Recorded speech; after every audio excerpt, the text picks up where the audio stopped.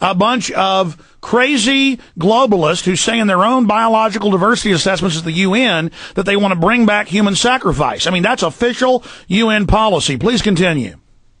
It is. These people are believers in the great possibility of death. Remember, during the French Revolution, they said death is easy. Death is not really death. It's just an eternal sleep. In the state of Florida, some Illuminist visionaries are planning to build a new Great Pyramid. It is going to be a crypt where it will contain the ashes of 500,000 dead people. But then there's the sex cult nature. A pyramid was considered by the ancients literally as a sign of resurrection, which, of course, the sex cult has translated to erection. So that's the meaning of the phallic sex architecture of the Illuminati, which is plentiful, believe me. But back to this death thing. Remember we mentioned the tomb of Mausolus that is built atop the Standard Oil Rockefeller building in New York? Well, I found another building there built with the same tomb of Mausolus atop it. It's the Bankers Trust building. Bankers Trust. It's owned by the wealthy billionaire Reichmann family of Canada. So here again, the Illuminists. By the way, there's a place called the City Tower in Tel Aviv. There's another building in Seattle called the L.C. Smith Tower. They also have this thing similar to the tomb of Mausolus. So these people are fascinated with death. And many of their modern buildings, remember the tomb of the Order of Skull and Bones in New Haven, Connecticut, are actually replicas of tombs. I believe this is the Congregation of the Dead, Alex. Well, that's their real name their real name is the Order of Death, and that's what the SS internal name was the Order of Death. And it, of course, goes back to the Teutonic Knights festooning themselves with a skull and crossbones. In World War I, the field marshals wore big skulls on their hats. This is the Legion of Death. It is. And they worship Satan in various, let's just say, images that are deceptive. For example, if you visit the Astor estate, I show you a building on their estate, one of the richest families in New York. The Astors have the dragon. That's part of their symbology. Okay, stop there. Let's pick up with the Astors and the dragon right now with Texe Marrs. From his Central Texas Command Center, deep behind enemy lines, the information war continues. It's Alex Jones and the GCN Radio Network. There is no way in 2 hours or in 10 hours or in 100 hours we can cover everything. Texe Marrs has been studying this for decade upon decade.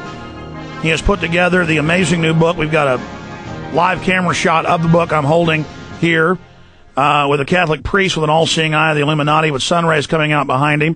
He's got Protestant churches with the same thing.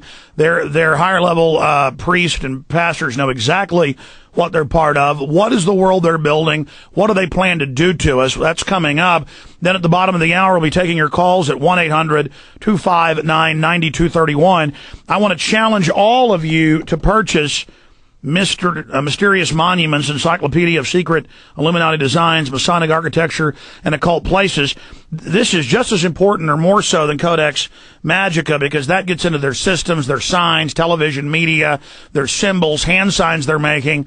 But just to give to people, because architecture they'll see everywhere, I think this is even going to be a more effective book. I'm not belittling the other. That was my favorite until I read this book. Cannot put it down. I plan to make a film, actually, about all this, and I've been working on it for years when I'm in capital cities. And I thought my knowledge was great of this. This totally blew me away. I've not been able to put this down. I've taken it home for the 2 weeks I've had it. It just came out last week. I got an advance copy. Get your copy at Infowars.com or PrisonPlanet.com today or call toll free to get the new book, Mysterious Monuments. It is a must read. 888-253-3139. Tex, get into the layout of D.C., then get into the Astors, and then let's go through some of the things the Rothschilds are doing, this Rothschild family painting of them in weird hoods with 6 candles doing a ritual. But then I want to spend a lot of time on their master plan.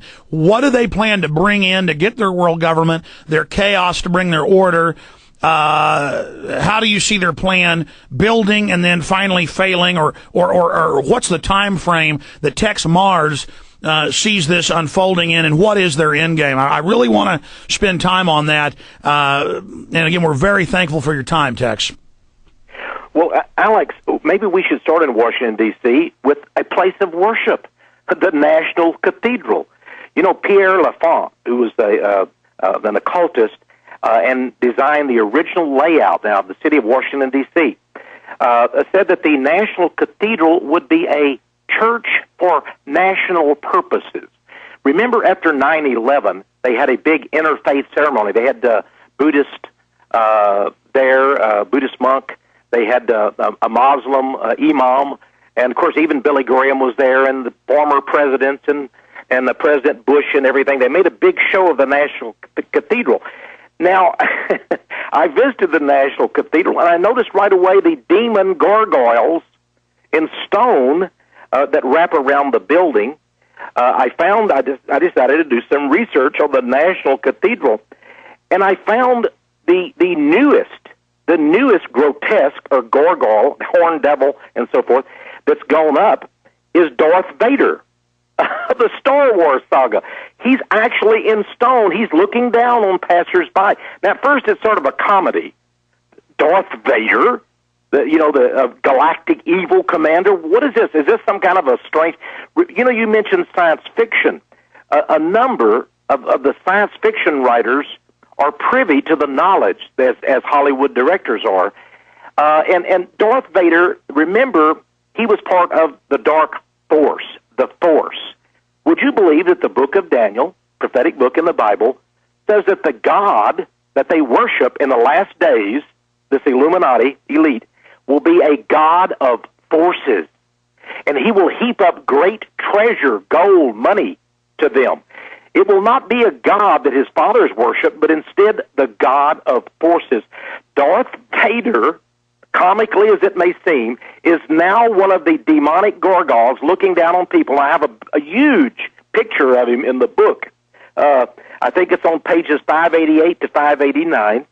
Now, I found out that the bishop, who's the rector of the National Cathedral, is Episcopal, and I have a picture of him in Codex Magica doing the Freemasonry hand sign, where you put your hand under your vest or under your coat, the hidden sign of Jabulon, their god that they worship. But the archbishop who's in charge of the whole Washington, D.C. Area is a man, his last name is Moore, and he was recently outed for being a homosexual. So you can see the kind of people that are involved, and now they're in charge of this taxpayer-funded National Cathedral. And by the way, I have a picture of a devil, literally with horns in stone, at the National Cathedral, high up. You can barely see him. You need a telephoto lens.